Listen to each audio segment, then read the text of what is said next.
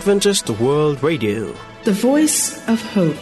Radio feon'ny fanantenana na ny AWR.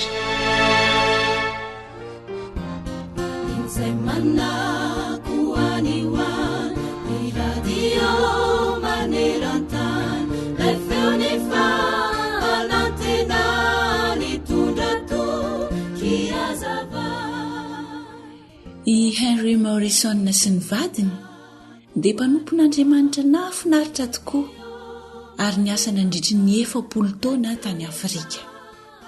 Indray andro anefa dia nanapa-kevitra ny hiverina hody any an-tanindrazany any Amerika i Henry Morrison mivady.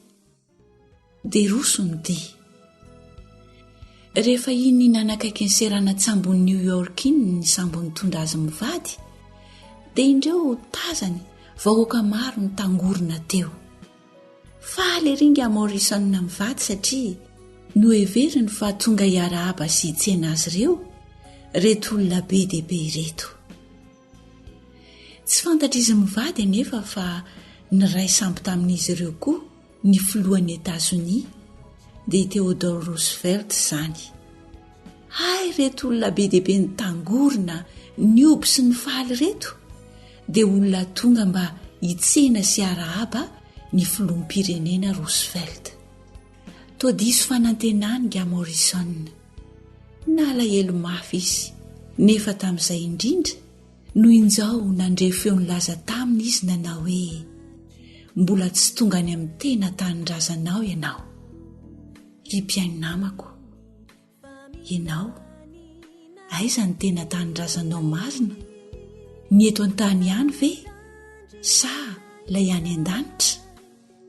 Moa mizotra amin'izany fonenanao izany ve ny dianao ankehitriny sa mandeha amin'ny lalakafa izay mahafinaritra anao fotsiny ihany?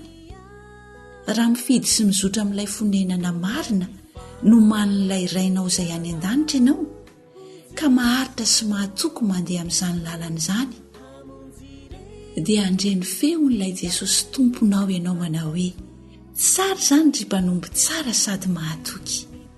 Nahatoky tamin'ny kely ianao dia ho tendreko mpanambaka ny be. Midira amin'ny fifalian'ny tomponao. Matthieu 5:20, 2:20. Amen. Miteny ny Baiboly hanisan'andro mofonaina raisoao am-pofazamalaina fatomotrany andro izao.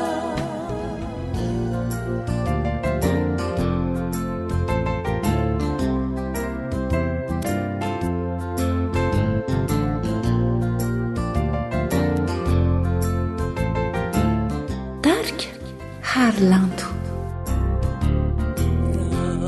Eto an-tany anie tsy azo ifikirany intsony, naory anao namanana tsy azonao sakanana, fa lamba mena no miondry anao.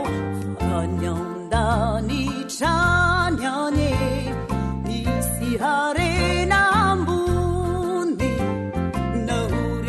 manana tsy azonao sakanana, fa lapavolamena no miondry anao. Aza mitahiry tointsony fa feno kalala oety, o feno mpandroba pikony animby ty fokely ty, fa leo kosa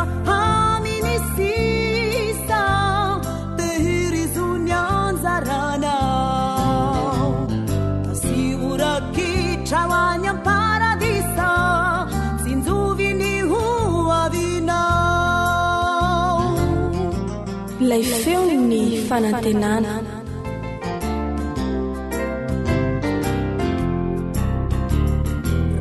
Rany eto an-tany anie tsy maintsy misy ny ankaso, misy dahalo feno malaso, misy hatrany ny panasoaso, fa any an-danitrany anie zay mbola tsy tany maso reo olombovonjy no hanao matso fa madio ampo tena mangatsoatso aza manoriny tointsony sy tanindrazana oety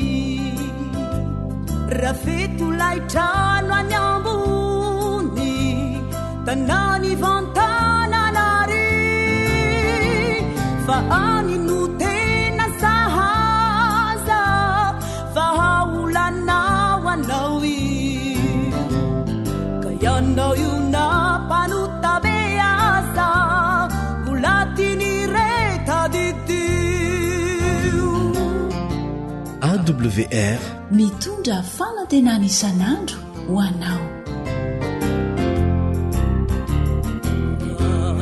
eto antany anye misy andro sy halina fona mitaintaina lava milonjy ny tava manay ny ampitso zay mety tranga fa any andany trany anye tsy mba misy maty masoandro ze soloana zava temboly tsy orava fa mirapira tanano holalondava za mifikitra tointsony fandrioan'io ny toeranao ny entanao ahorony ny famarina ny katsao jesosy mpanjakano atony ny tapakilao aminy ao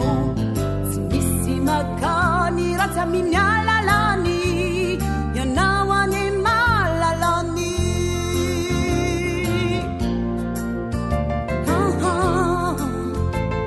ianao any malalany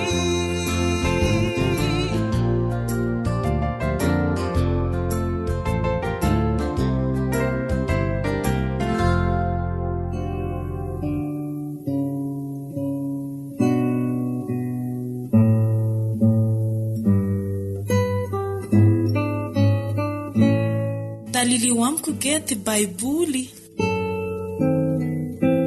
fandaharana iarahanao amin'ny feon'ny fanantenana taontara faharoa toko fahatelo ambiny folo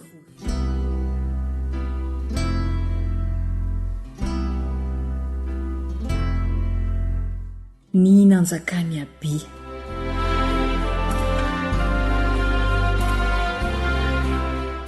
ary tamin'ny taona 7 nanjakany Jeroboama mpanjaka no vao nanjakany Aby tamin'ny Joda 3 taona no nanjakany tany Jerosalema ary ny anaran-dreniny dia Mikaia zanaka vavin'ny Uriela avy any Gibea ary niady Aby sy Jeroboama ary Aby nitomboka niady ka nitondra miaramila mahery dia lehilahy efatretsy voafantina ary Jeroboama kosa nandahatra ny azy hiady aminy dia lehilahy valoetsy voafantina samy mahery avokoa ary Aby nijoro teo atendrombohitra Zemaraima izay any amin'ny tany avoan'ny Efraima ka nanao hoe mieno ary Jeroboama sy ry Israely rehetra mody tokony ho fantatrareo va fa nomeny Jehovah Andriamanitry ny Israely ho an'i Davida mandrakizay ny fanjakan'ny Israely dia ho azy sy ny taranany amin'ny fanekenana sy ny tsira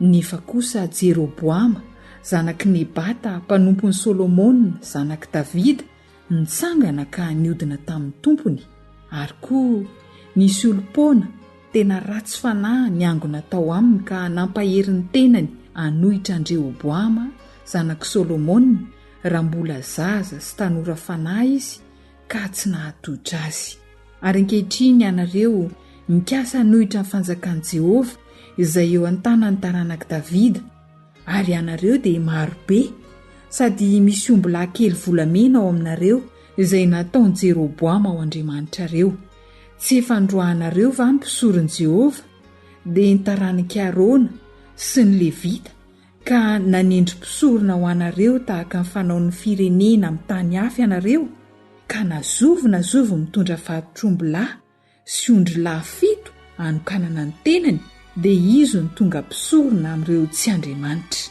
Fa ny aminay kosa dia Jehovah no Andriamanitray ka tsy mba nahafoy azy izahay, ary ny mpisorona izay manao fampioavahana ho an'i Jehovah dia ny taranaka Arona, ary ny Levita koa manao ny raharaany, ary mandory fanatitra dorana sy didikazo manitra ho an'i Jehovah isa-maraina sy isan-kariva izy, ary mofo aseho koa alahany eo amin'ny latabatra tsara, ary ny jiro koa ampirehetiny isan-kariva ao amin'ny fanaovan-jiro volamena sy ny lela fanaovan-jirony.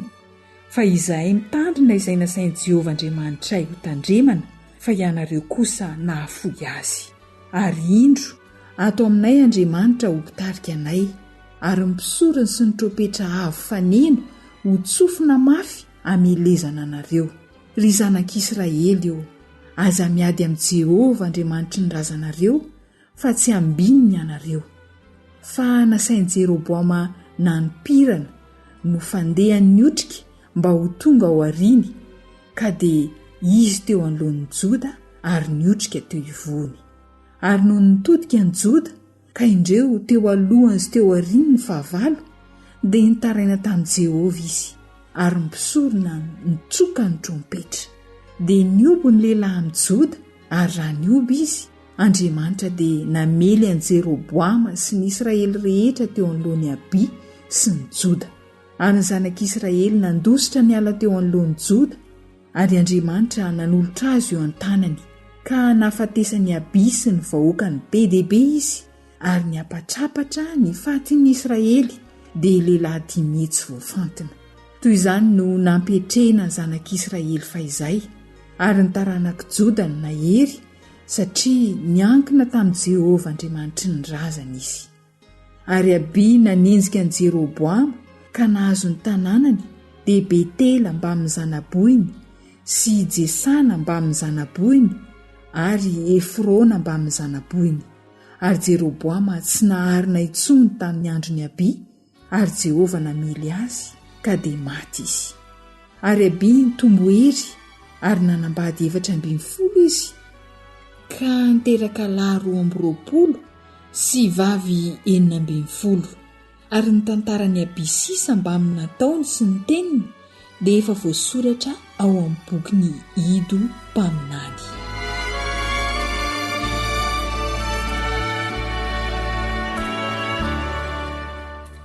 Ny andohan'ny nanjakany asa sy ny nandravany ny fomba mpivavahana tsy marina ary ny nandresen'ny Etopiana.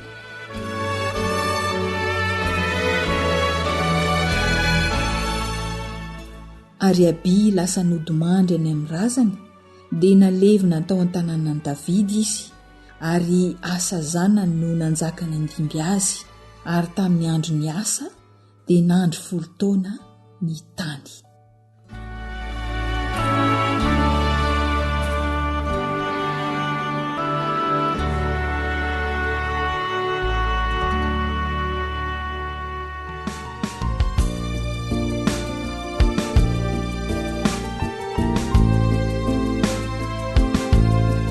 Groupe Eva.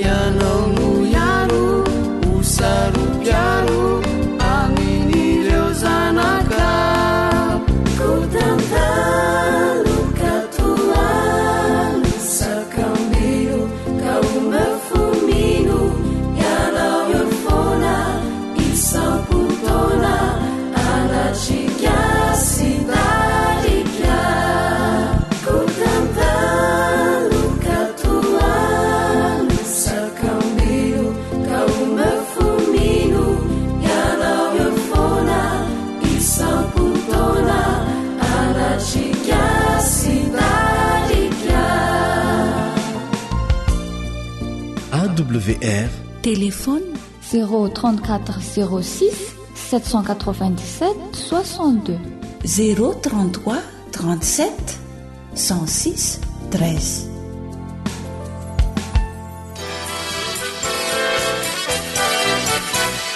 awr manolotra ho anao feon'ny fonantena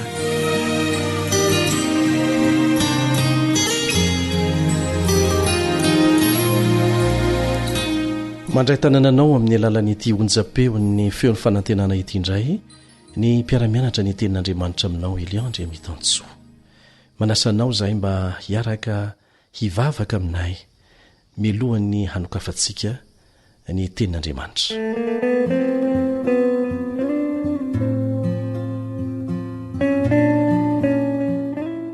Rainay izay ny an-danitra ho amasinany ny anaranao ho tonga ny fanjakanao atao any sitraponao ety atany tahaka ny an-danitra eo amin'ny fiainanay manokana eo amin'ny fiainany isam-pianakaviana eo amin'ny fiainany firenenay eo amin'ny fiainany fiangonana indrindrandrindra rainay io ampio izay mba hailefitra amin'ny fitantananao fiainanay satria mihoatra lavitra no izay hiverinay famasoanay no ataonao anay ampio izay mba hatoky an'izany ary raha hianatra ny teninao izay amin'izao fotoana izao mangataka anao izay mba hampianatra anay indray mba tsy ho diso ny fandraisanay ny teninao ary indrindra mba hahafantaranay ny sitraponao eo amin'ny fiainanay amin'ny anaran'i Jesosy amen.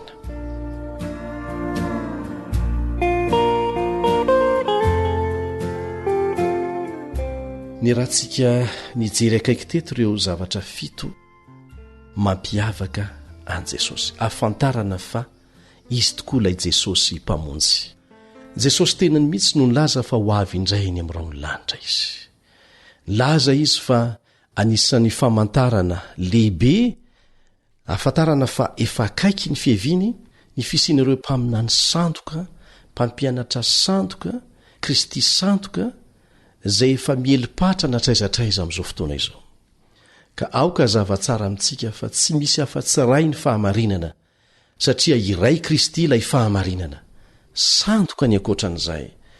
Aoka sika tsy ho tratra ny fakapanahy hoe misy marina ihany ny lazainy ka ny sandoka anie dia manakaiky tena manakaiky ny marina ny tena izy raha mahita vola sandoka ianao dia ny akamaroan'izy ireny tsy fantatra mihitsy raha tsy efa ampandalovina sedra.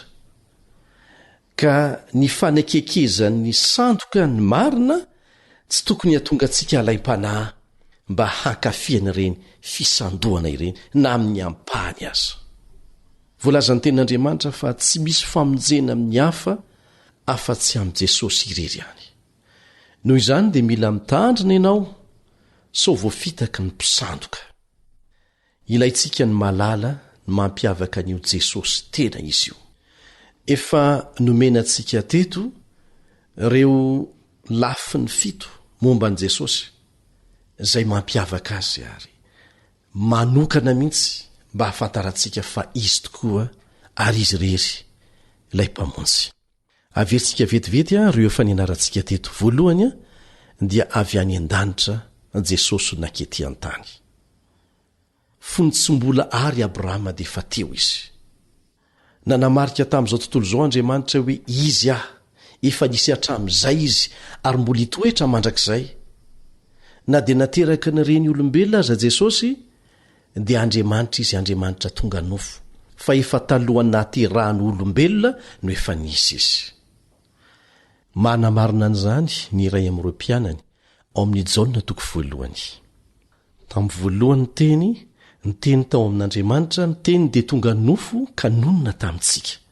Jesosy io efa talohany nahatonga nofo azy no efa Andriamanitra izy fa nidina izy mba ho famonjena antsika. Zay ny voalohany. Ny faharoa dia izao niaina tamin'ny fiainana tsy nisy fahotana Jesosy. Araka ny voalaza amin'ny Hebreo 4:12 Jesosy ilay zanak'Andriamanitra zay efa nalaim-panahy tamin'ny zavatra rehetra tahaka antsika kanefa tsy nanana ota. Toetra anankiray koa mampiavaka an'ilay Jesosy tena izy zany.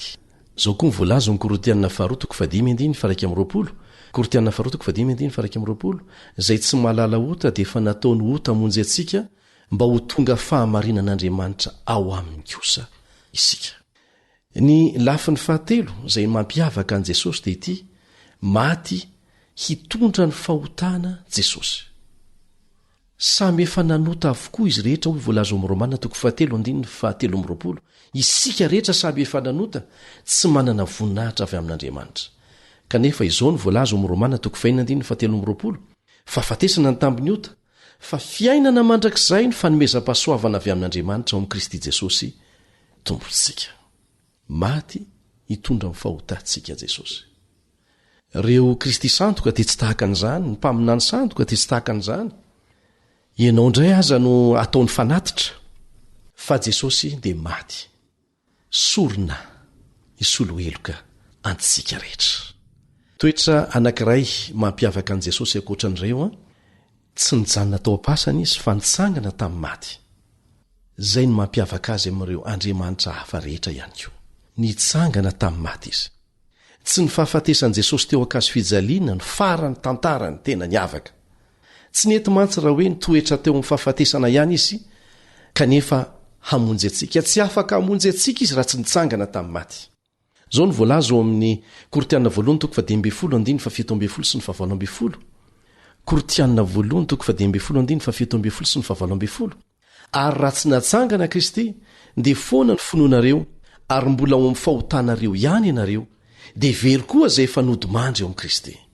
Very zany ny famonjena nataon'i Kristy raha toa ka tsy nitsangana tamin'ny maty izy. Ry havana, tsy Jesosy miantony eo amin'ny hazo fijaliana intsony ilay Jesosy tsika amin'izao fotoana izao, fa Jesosy nitsangana tamin'ny maty, misolo vavantsika eo amin'ny tanakavanan'Andriamanitra any an-danitra. Izay ny sary tokony eo anoloantsika. Nitondra fotom-pampianarana lehibe misy fahamarinana teto amin'izao tontolo izao Mahometa sy Buddha, ary nanova ny fiainan'olona tapitrisana izy ireo, kanefa tsy nanana hery tsy hita maso na merenana ny maty ho amin'ny fiainana indray izy ireo. Satria na dia ny tenany aza dia samy mbola mitoetra ao amin'ny fasany hatramin'izao. Koa satria nitsangana avy eo am-pasana tamin'ny andro fahatelo kosa Jesosy taoriana ny nafatesany, dia nisy fampanantenana azo antoka izay ho tanterahany. Zao ny voalaza ao amin'ny Jaona 4:17 mikasika an'izany. Jaona 4:17. Satria velona aho dia velona koa ianareo. Satria velona aho dia velona koa ianareo. Tsy any amin'ny hazo fijaliana intsony no sary tokony ahitantsika an' Jesosy. Tsy ao am-pasana intsony, fa izy efa nitsangana tamin'ny maty, niakatra any an-danitra. Velona Jesosy, satria izy nandresy ny fahafatesana. Afaka manafaka anao amin'ny fahafatesana ihany koa izy, afaka manafaka amin'ny fahafatesana izy, ary manolotra fiainana izay sady feno ny mandrakizay. Misy ny fampanantenana ny amin'ny fitsanganana amin'ny maty voalaza ao amin'ny tenin'Andriamanitra. Amin'ny fotoana hiaviany Jesosy indray ny amin'ny raon'lanitra. Ho velona ho potsika izy raha toa ka manasa azy hiditra ho isika ampinoana. Eo an-trany Kristy, ilay nitsangana tamin'ny maty, anolotra izay rehetra ilainao isan'andro. Matokia azy. Ahoana hoy ny voalazany ao Mateo 7:20, Mateo 7:20. Ary indro izao momba anareo mandrakariva, mandra-paoviana, ambara-pahatonga ny fahataperan'izao tontolo izao. No hoe momba anareo eto, ny dikany dia hoe miaraka aminareo. Indro izao hiaraka aminareo mandrakariva, ambara-pahatonga ny fahataperan'izao tontolo izao. Raha misy fotoana ilantsika n'izany teny fikasana zany, mihoatra noho ny tamin'ny lasa rehetra, dia izao fotoana izao Andriamanitra miaraka amintsika. Ka ninonina zavatra mety mampisaraka atsika amin'io Andriamanitra io dia hialao, satria ny fiarahantsika amin'Andriamanitra ny miantoka ny fiainantsika isan'andro sy ny fiainantsika mandrakizay. Ny lafy toetra fahadimy izay mampiavaka an' Jesosy dia ity: tsy vitany hoe nitsangana tamin'ny maty izy, fa niakatra any an-danitra. zao ny teny fikasana nomeny jesosy ireo mpanaradia azy talohan'ny iverenany tany amin'ny ray taorinantsanganany ao am' jaona 7:7 aza malahelo ny fonareo minoa an'andriamanitra ary minoa ahko ao an-tranony raiko misy fitoerana maro fa andeha amboatra fitoerana ho anareo aho ary raha andeha amboatra fitoerana ho anareo aho dia ho avy indray ka andray anareo any amiko ka izay toerako no hitoeranareo koa ilay jesosy tsy mba nandainga ary tsy mahay mandainga no ny teny an'izany aza manaiky ho ribiriben'ilay ratsy isika aza manaiky ho ampifendrofendroiny satana isika fa matokia lay raintsika izay ny an-danitra ny tompony anampy ianao mba ho voazona hoe ho anilan'ny tompo mandrakizay ianao ary hoeo amin'ny isan'andro mba hahafahanao mame voninahitra ny anarany eo ampiandrasana ny fivininray eny amin'ny ramolanitra amen.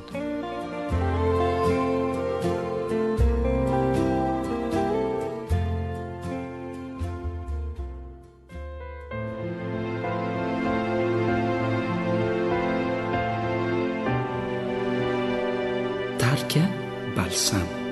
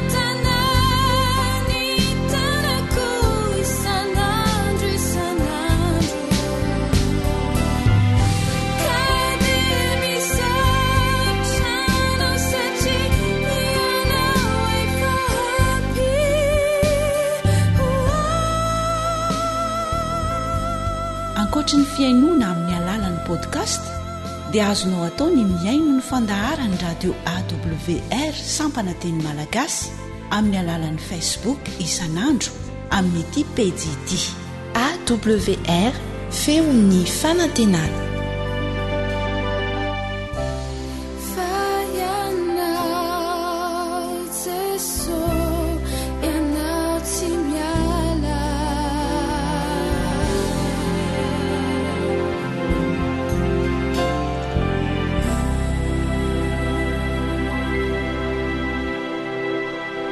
Adventist World Radio, the voice of hope.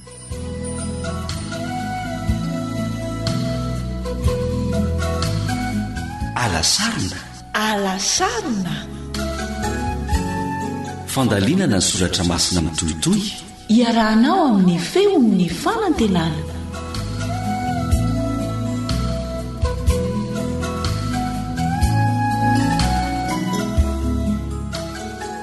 ry ava-malala raisiko tombontsoa sy fifaliana ny miarabantsika izay manaraka ity fandarina ity ahafahana miaraka mandalina ny fahamarinan'ny tenin'Andriamanitra.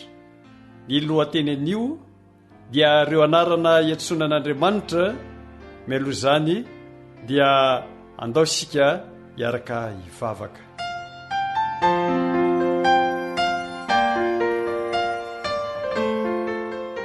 Rainay tsara indrindra izay ny an-danitra eo, fifaliana tokoa no iarahanay eto satria hisokatra eo andronay ny teninao mba azonay mandalina ny fahamarinana ary mahafantatra ny Jesosy zokinay bebe kokoa hatrany.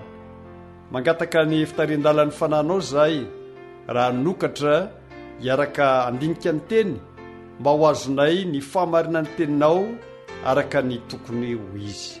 Saotra Tompo amin'ny anaran'i Jesosy nangatanay izany vavaka izany. Amen.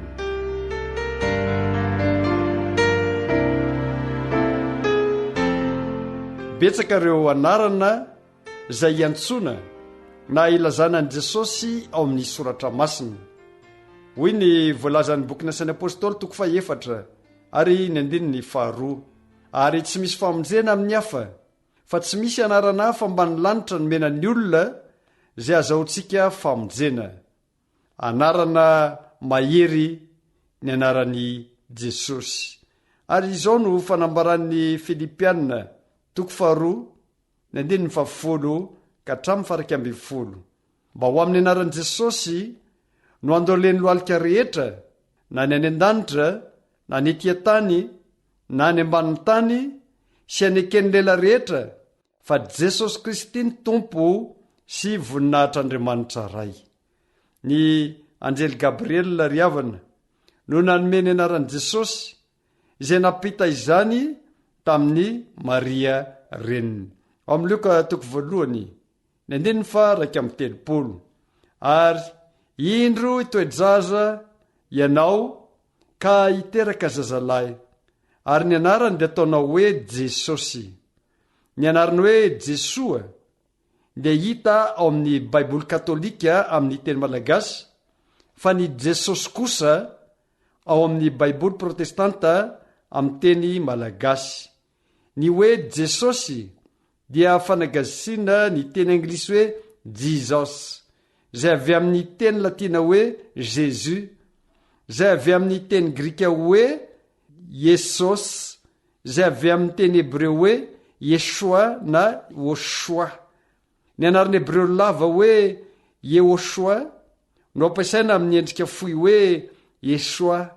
Izany teny izany dia ahitanany hoe Eyo na Ye, izay fanovaniny hoe Yahô na Ya, sahala amin'izay hita ao amin'ny hoe Alleluia, izay fanafoezana ilay anaran'Andriamanitra hoe Yahvé na Jehova. Ny hoe Yehoshua zany dia azo dika hoe mpamonjy Yahvé, na Yahvé dia famonjena. Tofotra sy dikany hoe Jesua sy Joshua, izay samy avy amin'ny teny hoe Yehoshua na Yeshua. Iza moa Jesosy ny fiantso azy, ny zanak'ondron'Andriamanitra. Ao amin'ny Jaona 1:7. Noho ny ampitso dia nahitan'i Jesosy avy nanatona azy Jaona, ka dia hoy izy, indro ny zanak'ondron'Andriamanitra izay manaisitra na mitondra ny fahotany zao tontolo zao. Jesosy koa dia lazaina hoe liona avy amin'ny firenen'i Joda. Apokalipsy 5:5. Aza mitomany, indro ny liona avy amin'ny firenen'i Joda dia nisolofon'i Davida no efa naharesy ka hanokatra ny boky sy hamany tombo-kaseny 7. jesosy koa ry havana dia antsoina hoe kitan'ny maraina.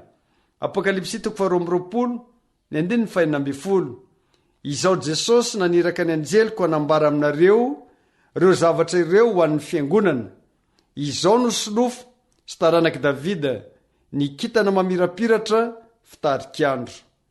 Ao amin'ny bokiny Jaona 1:1 dia miteny milaza fa Jesosy no lay teny tamin'ny voalohany teny, ary ny teny tao amin'Andriamanitra, ary ny teny dia Andriamanitra. Jesosy koa dia fialofana amin'ny rivotra. Isaia 2:30 ary ny 2. Ary isy lehilahy ho fierena amin'ny rivotra sy ho fialofana amin'ny ranonoram-baratra, ho rano velona ao amin'ny tany karakaina izy, ho alibatolampo lehibe amin'ny tany mahana. Jesosy dia lay anjelin'Andriamanitra. Ao amin'ny bokin'ny Genesis 1:30, ny 2:20. Ary hoy ilay anjelin'Andriamanitra tamiko tamin'ny nofy, ry Jakoba, dia hoy izao inty ao. Jesosy dia lazay sotra masina hoe lay mpisolo vava. Ao amin'ny epistely voalohany Jaona 2:2 dia zao milazainy, anaka, zany zavatra zany no soratako aminareo mba tsy hanotanareo, ary raha misy manota dia manana solo vava ao amin'ny ray isika, dia Jesosy Kristy ilay marina. Jesosy koa dia fantatra amin'ilay hoe mpanao trano. Hebreo 3:7 fa izy dia natao miendrika hanamboninahitra no Mosesy, araka ny anaran'ny mpanao trano voninahitra bebe koa no ny trano nataony. Jesosy koa ry havana dia mpanapaka. Ao amin'ny bokin'ny Isaia 5:17 indro nataoko vavolombelona ho an'ny firenena izy ho mpanapaka sy komandy amin'ny firenena. Jesosy dia komandy ny miaramilan'i Jehova. Ao amin'ny bokin'ny Josoa 5:17 dia hoy izy, tsia, fa izao dia komandy ny miaramilan'i Jehova, ka tonga ty ankehitriny dia niankohaka tamin'ny tany Josoa ka nanao taminy hoe, ina no lazainao amin'ny mpanomponao tompoko lahy? Jesosy lay rano velona ao amin'ny tany karankaina. Isaia 2:30 ny 2. Ary isy lehilahy ho fierena amin'ny rivotra sy ho fialofana amin'ny ranonoram-baratra, ho rano velona ao amin'ny tany karakaina izy, ho alibatolampo lehibe amin'ny tany mahana.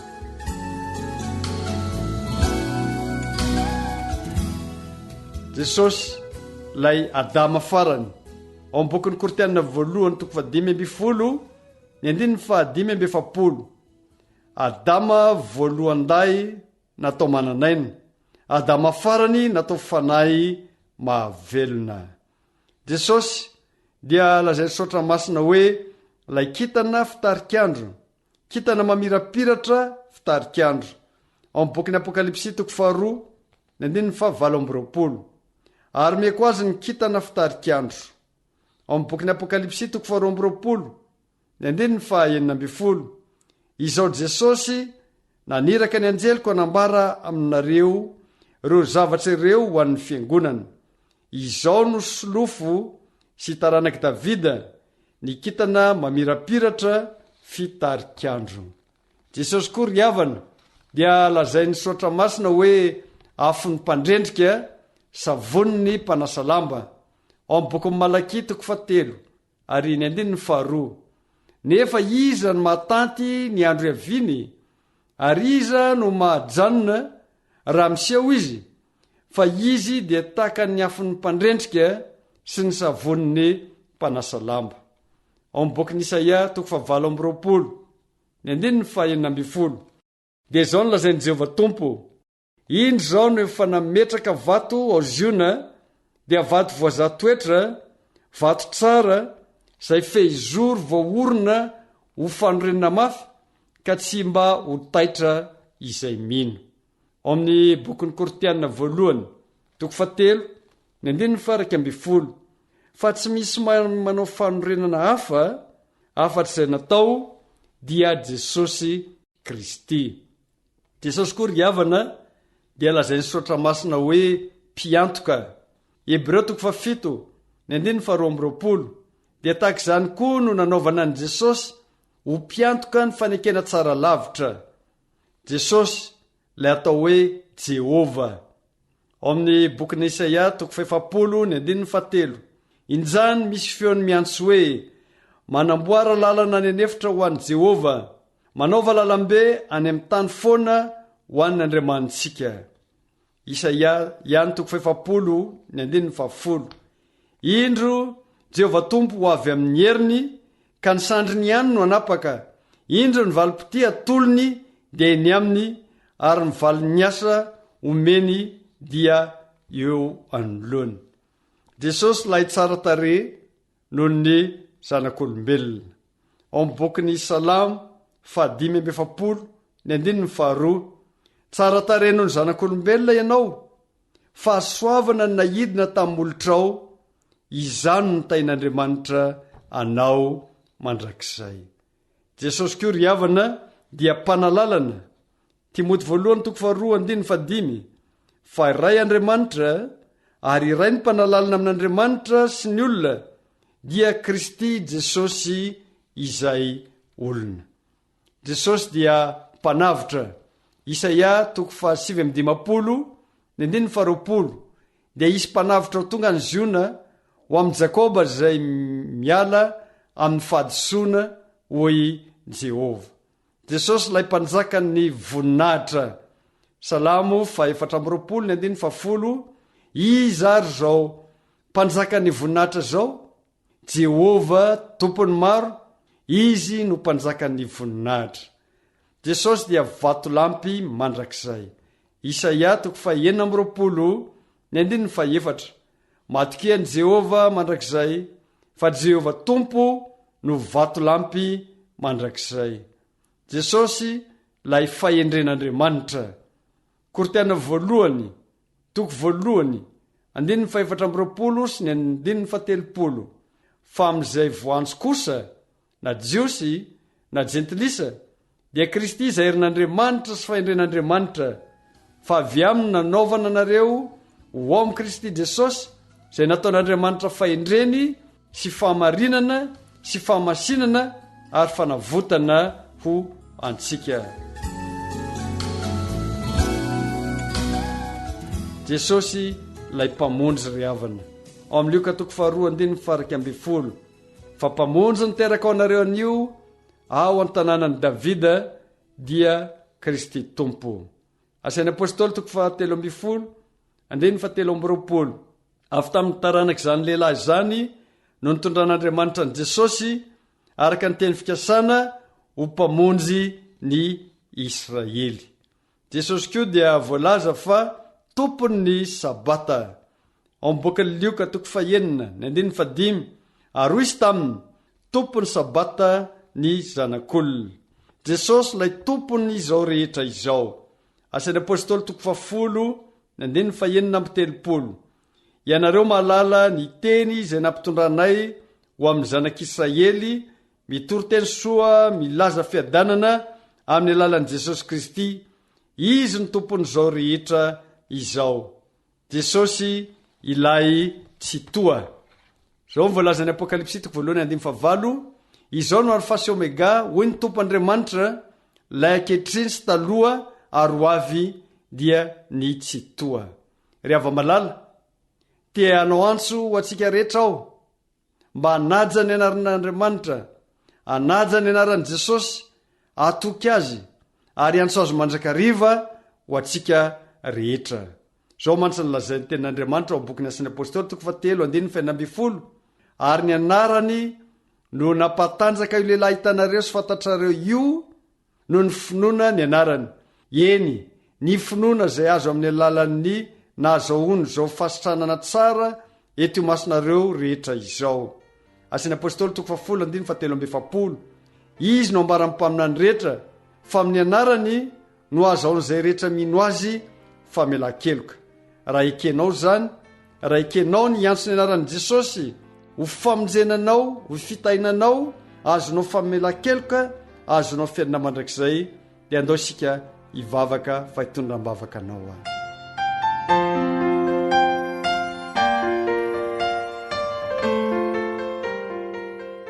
Tompo, enina teo ny anaranao izay misy heviny daholo amin'ny zavatra rehetra nataonao teto ambonin'ny tany, da io izay rehetra izao mba hatoky ny anaranao. Ka ireo rehetra izay ny haino ahy ka vonina anaiky ny anaranao, anaiky anao tompo sy mpamonjy, ary antso ny anaranao amin'ny fotoana rehetra mba hazahoana famelan-keloka, mba hazahoana fiainana mandrakizay, dia mba ho tanterahanao ho tony ny fikasanao ny amin'ny olona rehetra izay manaiky an'izany. Misaotra tompo amin'ny anaran'i Jesosy, amen.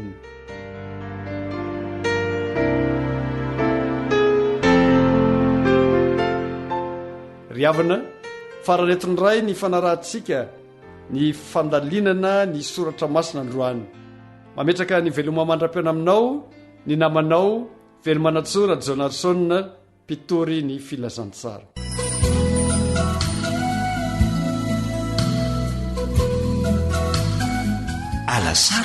alasarina fandalinana ny soratra masina mitohitohy, iarahanao amin'ny feon'ny fanantenana.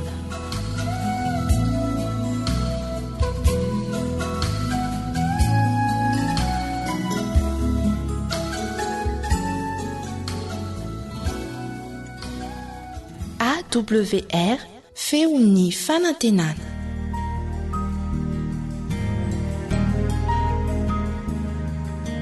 Faniteninao no fahamarinana. Taridalana manokana fianarana baiboly avoaka ny Fiangonana Adventista maneran-tany. Iarahanao amin'ny radio feon'ny fanantenana.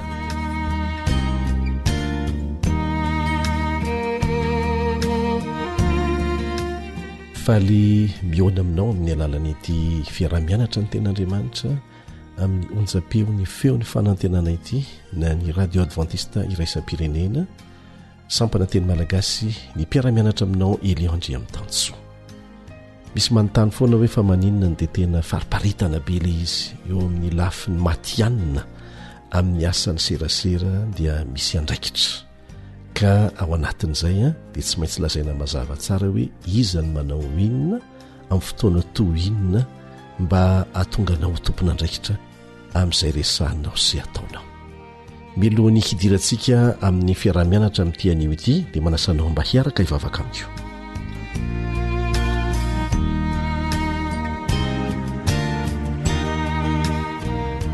Raizany an-danitro misotranao zahay fa nomenao fotoana mba hahafahanay mianatra, miara-mianatra ny teninao indray, mamelany elokay satria mpanota voapentiny tsy fahatanterana foana ny fiainanay. Angatahanay ny fahasoavanao mba tsy hamela ny elokay fotsiny fa hanamboatra anay ho afaka amin'ny tsy fahamarinana rehetra. Hianatra ny teninao zahay, angatakanao mba hampianatra anay misotranao satria satrinao azy izay miresaka mangataka aminao mba hanomezanao anay ny fahafahana mahalala izay tianao ampitaina aminay ao anatin'ity lesona ity amin'ny anaran'i Jesosy, amen.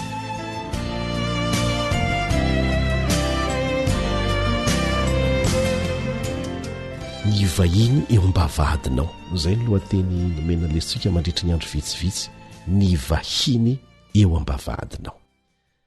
Ny andininy izay ny fantenana ho atao tsenjery dia amin'ny Deutéronomie 10:7 no ahitantsika azy. Deutéronomie 10:7. Kotiava vahiny, fa efa mba vahiny tany amin'ny tany Egipta ianareo. Fohy dia fohy koa tiava vahiny, fa efa mba vahiny tany amin'ny tany Egipta ianareo. Deutéronomie 10:7. Za dia fa nanana tompontsoa ny vahiny tany an-tany hafa, inoko fa isika rehetra tahaka an'izany avokoa. Na teto Madagasikara na tany ivelany, ny tena tsaroko ny avaka indrindra fa samy nafinaritra avokoa ny fandraisana tany ivelany tany, fa ny avaka dia ny fandraisan'ny mpiray fanantenana tamiko tany Londres sy ny mpianatra ary ny mpampianatra tao amin'ny université adventiste anankiray tany Angleterre tao amin'ny toeram-pianarana ambony antsoina hoe Newbold. Olona tsy mbola hitako mihitsy kanefa nandray tahaka ny fianakaviana akaiky no nitsena sy nampandroso aho tao Londres aloha melohana andehanako nianatra tany Newbold. Nandray tahaka ny rahalasy anabavy akaiky mihitsy zareo. Tsy nisy malagasy anefa izy ireo. Dia mipetraka amin'ny fanontaniana hoe nahoana. Tsotra ny antony satria samy mpiray fanantenana izahay, samy adventiste izahay, dia nampiraisy ny fanantenana iray ao amin'ny Kristy. Tena tsapako mihitsy tamin'izay fotoana izay ny lanjany hoe tiava vahiny fa mba efa vahiny tany an-tanin'olona ianao. Tsy ny olona mpiray fanantenana aminao ihany anefa no asain'Andriamanitra raisinao ampitiavana, fa ny olona rehetra izay asainy raisinao. Satria zaho mino fa raha mametraka ny fiainantsika isan'andro amin'Andriamanitra isika, dia izy no mandamina hatraminy hoe iza ny olona hifanena aminao, hiresaka aminao, hifampiraharaha aminao. Ilana fahendrena tsara zany rehetra zany indrindra fa amin'izao fotoana mahabe olon-dratsy zao. Efa nisy dia nisy tokoa mantsy ireo hoe mampandroso mpitoro ny filazantsara dia mangataka ny atoro eo le mpitoro ny filazantsara, kanjo maraina foana ny entana ao an-trano hay mpangalatra. Ka izany rehetra zany no manakana ny olona tsy handray vahiny araka ny voalazan'ny tenin'Andriamanitra. Ka ilana fahendrena, ilana fangatahana, fahendrena avy amin'Andriamanitra, fa tsy izany akory no anakana antsika tsy handray vahiny, fa ilana fahendrena. Anisan'ny tafiditra ao anatin'ilay hoe fitiavana ny namana izay famitinana ny didy 5 ka hatrany amin'ny didy 10 ny lesona izay irahantsika mianatra mampirisika antsika ho tia mandray vahiny. Indray mandeha rehefa nanontaniany mpanorandalàna Jesosy hoe ny didy manao ahoana ny voalohany amin'izy rehetra ao amin'ny Marka 12:17 dia namaly Jesosy fa Andriamanitra dia iray ihany, dia nampino hoe kotiavan'i Jehovah Andriamanitra ao ny fonao rehetra sy ny fanahinao rehetra sy ny sainao rehetra ary ny herinao rehetra. Io ny didy voalohany. Dia nitohizan'i Jesosy tamin'ilay faharoa izay tahaka azy ihany ho izy ao amin'ny 2:1 ao ny Marka 12:20, mbola hitantsika koa zany amin'ny Matthieu 12:7.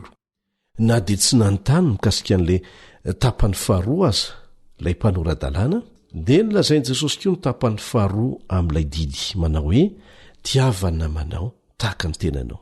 Tsy misy didy hafa lehibe noho ireo. Hitantsika eto fa nampiraisin'i Jesosy zany ny fitiavana an'Andriamanitra sy ny fitiavana ny namany. Ka ireo no nataony ho didy roa lehibe indrindra. Tsy nanafoana ny didy 10 akory Jesosy satria fa nilazainy tsara fa tsy misy foana akory amin'ireo natendro tsoratra iray aza. Voalaza zany amin'ny Matthieu 5:17, Matthieu 5:17. Fa inona ny tiany ambara? Miantona eo amin'ny fitiavana ireo didy 10 nomen'Andriamanitra tao Sinay. Aoka tsy ho adino izay. Miantona amin'ny fitiavana satria aoka tsy ho adinontsika fa ilay Andriamanitra name ireo didy ireo dia Andriamanitra fitiavana. Izy mihitsy ny fitiavana. Tsy hoe toetrany fa tena izy mihitsy ny fitiavana. Ka miantona amin'ny fitiavana ireo didy 10 ireo. Ny didy 4 voalohany dia maneho ny fitiavantsika an'Andriamanitra ary ny didy 9 farany maneho ny fitiavantsika ny hafa. Mila verimberina izany. Na mahatandrina an'ireo didy ireo amin'ny tsipiriany aza ny olona anankiray ka tsy nataony tamin'ny fitiavana zany, dia tahaka ny tsy mitandrina ny didy ihany izy. Ary izay no ilantsika fitandremana rehefa mampirisika ny olona hitandrina ny didin'Andriamanitra. Tian'Andriamanitra ho atao amin'ny fitiavana izany. Tsaroantsika angambany amin'ilay tovolahy mpanankarena nanontany an'i Jesosy ao Matthieu 7:7. Matthieu 7:7 manao hoe inona ny ataoko handovako ny fiainana mandrakizay? Dia nitany sain'i Jesosy tamin'ny didy 10. Vakiony Matthieu 7:7. Nilaza ilay tovolahy fa efa nitandrina izany rehetra izany izy. Dia tsy niteny Jesosy hoe mandainga ianao. Fa ny nataon'i Jesosy dia izao, nosedrainy ny toe-tsaina manosika an'ity tovolahy ity hitandrina ny didy. Dia hoy izy taminy, mandehana midio ny fanananao dia omeo ny malahelo dia ndao anaraka. fa tsy nanaiky an'izany ilay tovolahy satria nanankarena be sady tsy tia nozaraina ny fananany. Voasedra mazava ny toe-tsaina nanosika azy hitandrina ny didy eto. Tsy misy fitiavana an'Andriamanitra, tsy misy fitiavana ny hafana kely aza, fa te hiakatra ho any an-danitra fotsiny, te hiala amin'ny fiainana eto, te hiditra amin'ny tsaratsara kokoa. Sanatria ve misy amintsika mitandrina ny didy satria te ho any an-danitra fotsiny, fa tsy manana fitiavana an'Andriamanitra sy ny hafa? Mino afa ny olona tahaka an'izany raha tonga any an-danitra aza, tsy tia ny akory ny fanena amin'i Jesosy. Dia heverinao ve fa hiakatra any an-danitra ny olona tahaka an'izany? Fampietreretana kely an'izay. Eto Jesosy dia tsy milaza zavatra vaovao na zavatra tsy mbola fandreny jiosy hatr'izay akory.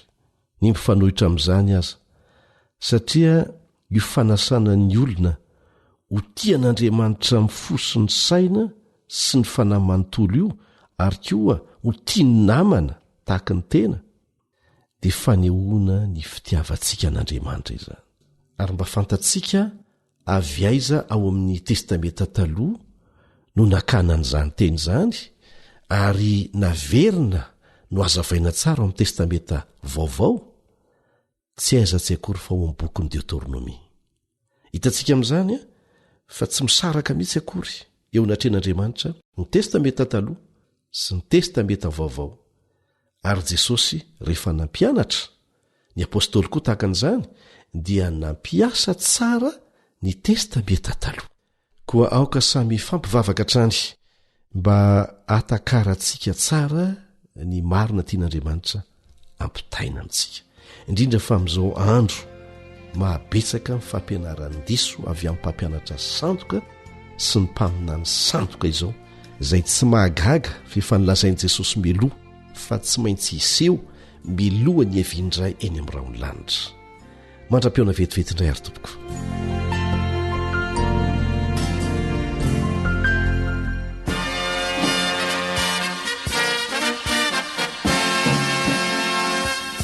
Adventist World Radio, The Voice of Hope. Radio feony fanantenana. Ny farana treto, ny fanarahanao ny fandaharan'ny radio feo fanantenana na ny AWR amin'ny teny malagasy. Azonao ataony mamerina miaino sy maka maimaimpoana ny fandaharana vokarinay amin'ny teny pirenena mihoatriny 100 amin'ny fotoana rehetra. Raisoaryn'ny adresy ahafahanao manao izany: www.awr.org na www.feofanantenana.org.